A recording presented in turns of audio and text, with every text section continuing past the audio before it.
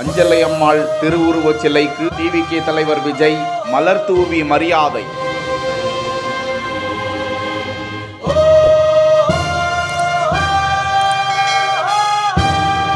அஞ்சலை அம்மாள் பிறந்த நாளையொட்டி விஜய் மரியாதை.